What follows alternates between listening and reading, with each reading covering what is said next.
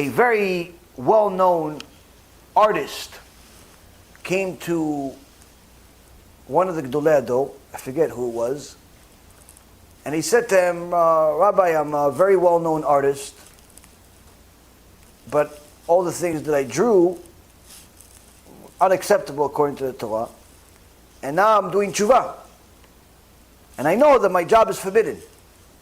So what do I do? How do I make money? The Rav looked at him, he says, you're clearly gifted.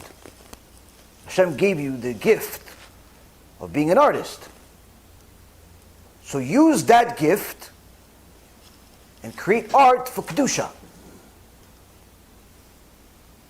Learn the Gemara, learn the Mishnayot, and draw things that explain them.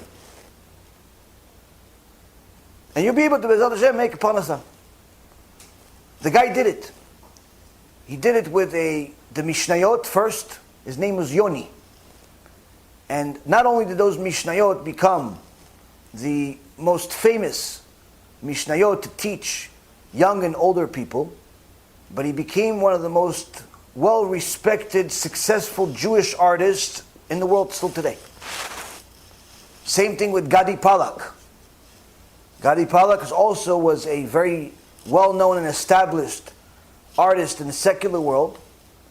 But once he did TeShuva, got the same idea, whether it be by his Rav or Siyata Dishmaya or the combination thereof, decide to utilize this special gift that he has of art in order to sanctify Hashem's name. And today, he is perhaps the most sought after artist in the Jewish world. To get him to do the art for your book, you need to first know how to find him, which is practically impossible. He's like in hiding. But every so often you see another masterpiece come out. Because his art is not like secular art, we just draw something that you're trying to get people to understand what it is.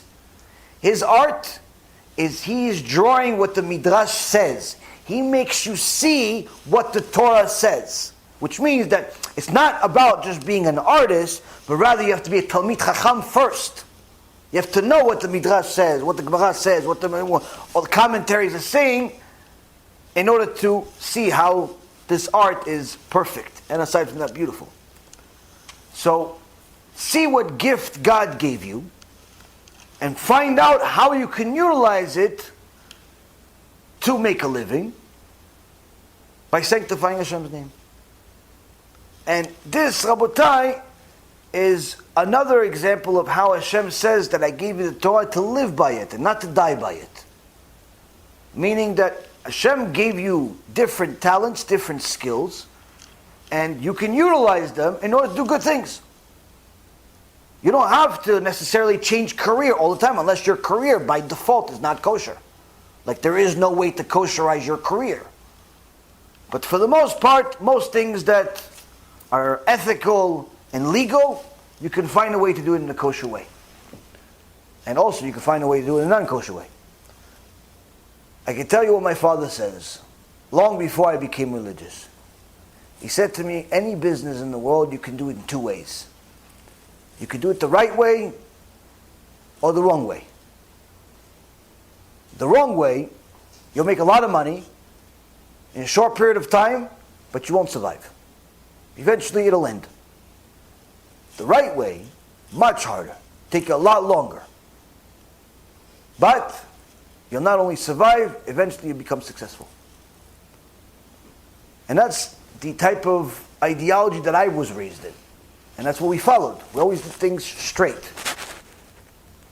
Not because we were religious, but rather we got good teachings of ethics. Now it made my life more difficult than perhaps what it looked like the others were doing, but in the end, one after another, you always see that in the end, the right way always wins. So you can do whatever business that you're doing in the right way, and more importantly, the Torah way, and just utilize your gift, whatever gift Hashem gave you. If He gave you a gift of ability to speak, ability to draw, ability to see certain things in a certain way, creativity, salesmanship, whatever it is that He gave you.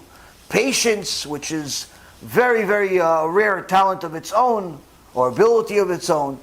Whatever it is, people have different things that you can utilize and do great things with them. Chava, next question.